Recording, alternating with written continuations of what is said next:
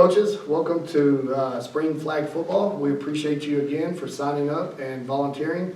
I say it in every sport and every video, we can't do it without you guys. So thanks for spending the time and giving your own time to help these kids play a sport that they're going to enjoy playing. The first thing on spring flag football, we're going to start the season on May 13th, 2023. Season ends June 25th, 2023. Just make a note, on Memorial Day weekend, we will not have any games, so that's why the season is going to run a week later. We will not have any games on Memorial Day. All games will be on Saturdays and Sundays. Sunday games won't start until about 1:30, so don't worry about the early morning on Sundays. Saturday games could run anywhere from 9 a.m. all the way to what time we have to end that day. Payment due date is May 3rd. Try to get your payment in by then because so you can have your shirt with the rest of the team. If not, if you have to wait to make the payment, that's okay. Just try to make it before the season starts so your kiddo can get their shirt and be out there on the field with the rest of the team. This is the coaches meeting. Thank you for tuning in. Please watch it all. There's a few little things that we really need you to know about and before we move forward with the season. A roster maximum, we only really want you to take as many as 14 players. Now we know there's some special circumstances. You might have some kids traveling this summer. You might just have a lot of kids you like to coach and they want to be on your team. So that's going to be totally up to you after 14. But with 7-on-7, we just want to make sure all the kids get to play a lot. We're going to give you a couple of footballs. We're going to give you kindergarten through 3rd grade. You're going to get a couple of pee-wee footballs. And 4th grade through 6th grade, you're going to get junior-sized footballs. We're going to furnish you flags and flag belts. Hey, just make sure you turn in that equipment right after the season, after your last game on Saturday or Sunday. Please make sure that next week we get it in. We want to continue the service of giving some equipment out to all the teams. So please help us out on that and get those turned in as soon as possible. Communication, you're going to get your roster from us. Please, the first line of communication, try to reach out with a phone call so you personally can talk to the parent. Sometimes texts get lost in the shuffle. You might not have the right number. They might not see it. It might have got returned to you. Let's just make sure we're contacting all kids at the very beginning on a phone call. Make sure you talk to them personally so you can get lined up. We have way too many kids falling under the radar that don't get contacted by their coach for different reasons, so make sure we're contacting them. Also, make sure anytime check your email all the time because if we add kids to your roster, we will send you the updated roster, so please check your email as much as possible. And call in if you have someone that you're not sure that they're on your roster, and we can make sure that they are. If you have trouble contacting a player or a parent, call us up here. We might have an alternate number, and we might have a way to get hold of them for you. So flag football rules, kindergarten through 6th grade. Players must be in kindergarten or 6th grade for this school year, the 2022-2023 school year. Players, you must wear your assigned Kids Incorporated t-shirt. We can't just bring kids out there with any shirts because we don't know if they're on the roster, if they signed the waiver, or if they're even on your team. So please make sure they have their assigned shirt and tucked in. Want to keep those shirts tucked in so it don't interfere with the belts and being able to pull those belts. Players on the field, you must wear the Kids Inc. issued belt. We cannot go out and buy our own. We want all the kids to be on an even playing field with the same belts and the flags. So please make sure you're using the Kids Inc. Belts and flags. The flags must hang from both sides, not in the front, not in the back, but on the sides of the belt. Only tennis shoes. We're going to be playing on turf at the middle schools. So we're going to be using those nice fields. So only tennis shoes or rubber cleats are allowed. Metal spikes are not permitted, so nothing metal out there. Hats, cannot wear hats while you're playing flag football. Please do not have any hats on. No hard or plaster cast are permitted. If you have any flag football players that have an earring, if they're dangling or necklaces, we need to take those off. No jewelry during the games. If they have a stud that's just been recently put in or it's not a dangling earring, we can allow that, but you need to put a Band-Aid or some athletic tape on top of that during the game. All right, game rules. Games, you're going to have a maximum of 7 players to begin a game and no less than 6 players after the start of the game. If you start, there is circumstances. If we're down to 5 or 6, I'm going to leave it up to the coach's discretion. You guys talk about it, and my refs will be there to call it if you only have 5 or 6. I know there's a lot of traveling. There's some illness, and just sometimes you might not, but let's try to at least have 6 at the least, but we can consider on the other one. Each player will play a minimum of 6 plays. That means you must play 12 plays per game. That's not very much, and so let's try to play them as much as we can, but we have to at least play them 12 plays per game. Each team must allow 4 different players to carry the ball. We don't want, I mean, we know some kids are maybe a little more ahead of the game, and they could probably take it to the house every time, but let's spread it out and let a bunch of kids carry the ball. At least 4 must carry the ball. Each game is going to consist of 4 10-minute quarters with their running clock. If coaches agree and then the referees are on the same page, we can just do a 20-minute halves, 2 20-minute halves instead of doing it by the quarters, but it's going to be 40 minutes running clock either way. Halftime is going to be 5 minutes. Each team will be allowed 2 1-minute timeouts per half. So you get 4 timeouts, but only 2 one half, 2 second half. No carryover. If you don't use any in the first half, you still only get 2 the second half.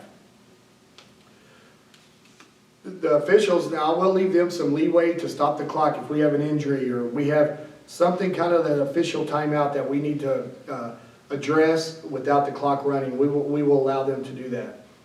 A 2-minute warning will be given before halftime and before the end of the game. The clock will not be stopped at this time. They're just going to let you know, hey coach, we got 2 minutes, so you know, to get kind of moving. Game time is forfeit time. We try not to forfeit. We don't want any forfeits. We want all the kids to play every game they have scheduled. So be there on game time or before game time. Teams, don't share the same sideline. We need teams on the opposite sidelines. We have a lot of parents there at the games. We still want to get them muddled up on one side. Let's put them on opposite sides. Scoring in flag football, touchdown is going to be the same with 6 points. The ball is going to be put in play at the 13-yard line for an extra point attempt. There will be no extra point kicks or field goals.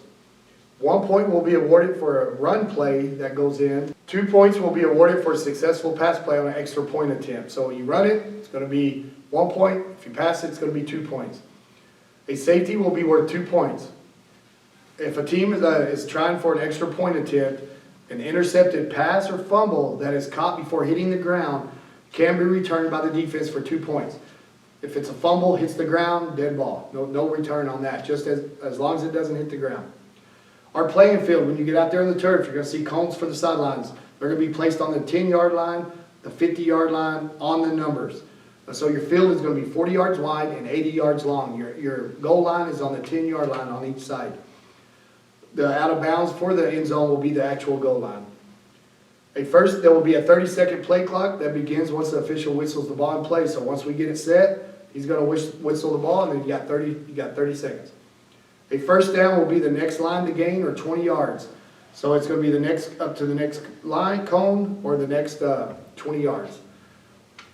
Tackles, you stop the ball runner by pulling a flag. It's simple as that. The defender, if you're trying to pull a flag, you cannot leave your feet. No diving for flags, no jumping for flags, none of that. If a ball carrier's flag falls off while they're running, the defense must touch the ball carrier before they're considered down. So just because his flag falls out with nobody pulling it, he's still going. Just the defender has to touch him somewhere, just like the old touch football back in the day. Charging by any player is not allowed. You cannot ram toward a runner with the ball, cannot ram toward a defender. You cannot run him over. No charging at all to avoid a tackle. Or to block. You cannot charge any players at all. There's no kickoffs in flag football. The ball will be placed at the 30-yard line of the team getting the ball. Following a safety, the ball will be spotted at the 50-yard line. There are no punts either. When fourth down is announced, the team in possession will have the option to either play the down, try to get the first down or touchdown, or turn the ball over. If the ball is turned over to the opposing team, they will begin possession from their own 30-yard line. If a fourth down is played, if the offense decides to go for it, and the first down or touchdown is not reached, the opposing team will receive the ball where the play ended, just like normal football, unless the offense is within the 30-yard line. In this case, the opposing team will take possession of the ball at their 30-yard line. So if the defense is defending on their own 20, offense goes for it, they don't get it, they move the ball out to the 30. They don't have to start the ball at the 20. The ball is dead. Dead ball. When the flag is pulled, the ball is fumbled or hits the ground. There's no fumble recoveries. Once it hits the ground, it's dead. The ball carrier's knee hits the ground. An offensive player's flag is pulled. The ball carrier steps out of bounds. A touchdown is scored. That's all dead balls. All offensive alignments, we had a lot of questions about this last year, must include a minimum of 3 players on the line of scrimmage. Line of scrimmage is anywhere along that line. You can have a center, spread tackles, a center, spread tackles even farther, or right next to the center. And that's really important on our defensive alignment, because defense must include 3 players on the line of scrimmage. So you must have 3 players on the line. The defensive lineman must be at least 1 yard back from the line of scrimmage. Linebackers, cornerbacks, and safeties must be 3 yards off the line of scrimmage at the snap. So you have your 3 linemen, 1 yard back, your corners, safeties, and linebackers 3 yards behind the line of scrimmage. The defense, you can't jump and try to make the offense jump offside or illegal procedure. You can't jump and do that. That's going to be a judgment called by the referee. You can only have 1 offensive player in motion at a time. No 2 players in motion, 1 offensive player. Shield screen blocking is the only blocking allowed. Blocking below the waist is not permitted. Once the defender passes the blocker must let the defender go and stop moving after him. Defender's blocking. He gets past. You cannot try to keep blocking him from the side or follow him with the block. You must stop. A player must have 1 foot in bounds when making a catch. If the referee thinks he's got at least 1 foot in, it's a catch, like the college and high school rule.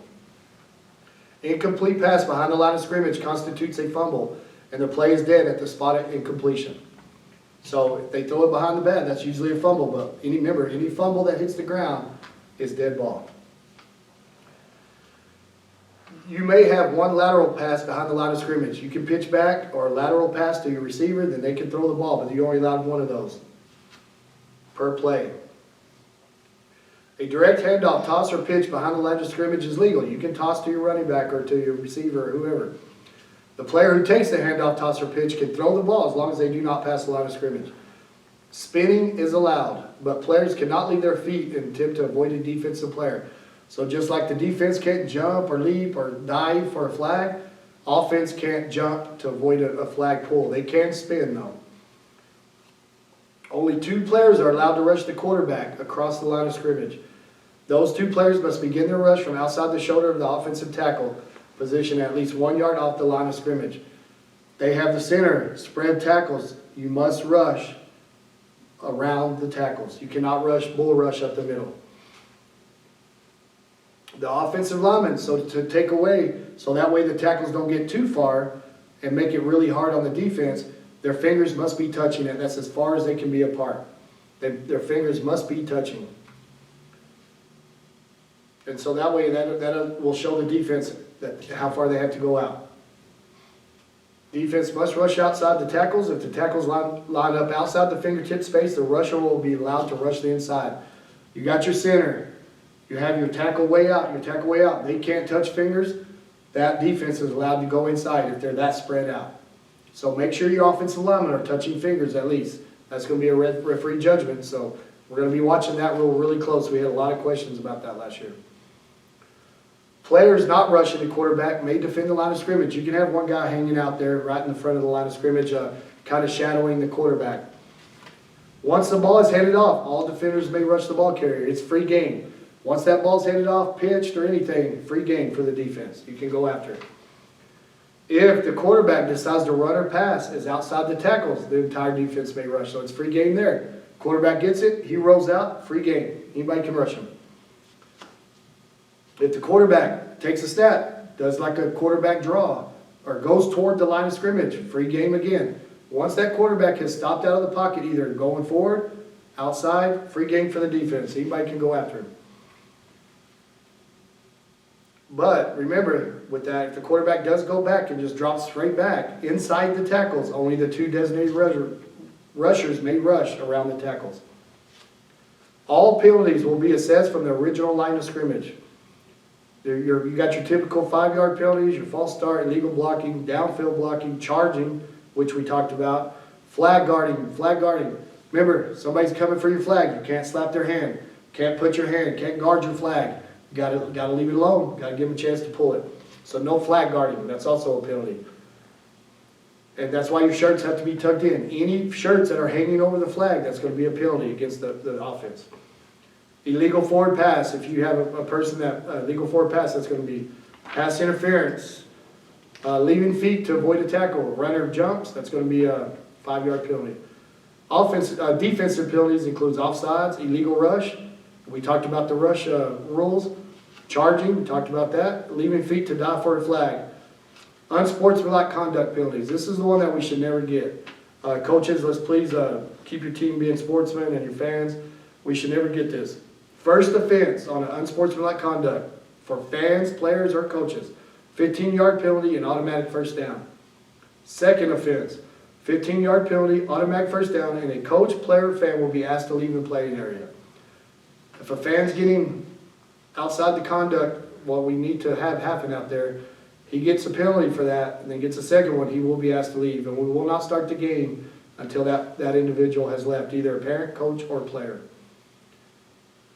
Individual, if you are ejected from a game, which I don't expect any of you to be, I'm sure we're going to have a great season, none of that, you will be contacted by our office to see what further discipline could happen, and we'll talk about it after that.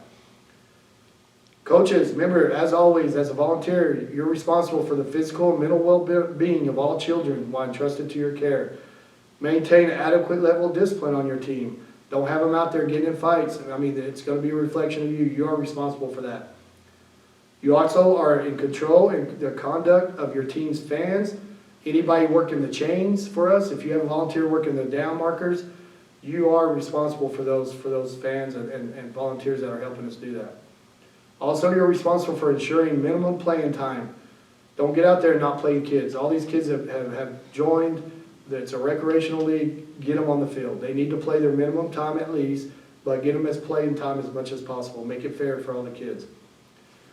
Very important one. We go over this every video. Any assistant coaches, any parents, anybody working with your kids in practice or on games must have a background. If you don't have a background, that coach will be removed from the sideline, and I don't want to be out at a game or somebody and we have to remove someone. That's the worst thing we want to do. So, and the last thing we want to do. So, please make sure anybody that's going to be helping you at all, they need a background check.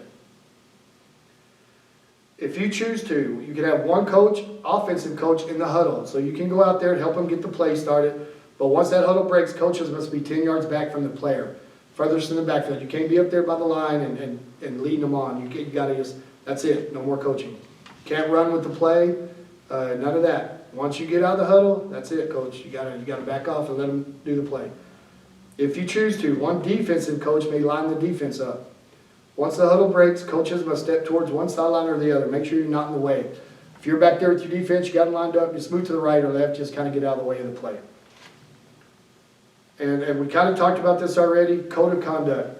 Any profane, obscene, abusive, or degrading languages to coaches, to opposing players, to opposing coaches, to opposing parents, to our referees, any of that, you're going to be asked to leave. And you might not, I mean, we don't want to get to this, but we could discuss further discipline for that. Don't handle any child. I mean, if you're coaching them hard or whatever, don't put your hands on a kid. Don't handle it in any aggressive or abusive manner. Any act like this can result in the head coach just being asked not to be suspended indefinitely. Referees, we have, it's, you know, in any type of sport in this country, referees are at a shortage. We have a great group of people, young people, adults, professionals, chapter referees that come out here to help us out with our program. Please respect them. Their decision is the final. If you have a question among rules or anything you feel our referee's doing wrong, call us at the office after the game the next day or something. But I do not need any parents, coaches approaching referees out there on the field. All that's going to lead to is incidents that we can't control. So please show the respect to not handle it that way and to give us a call. Doesn't mean you can't question a call, but just do it in a respectful manner.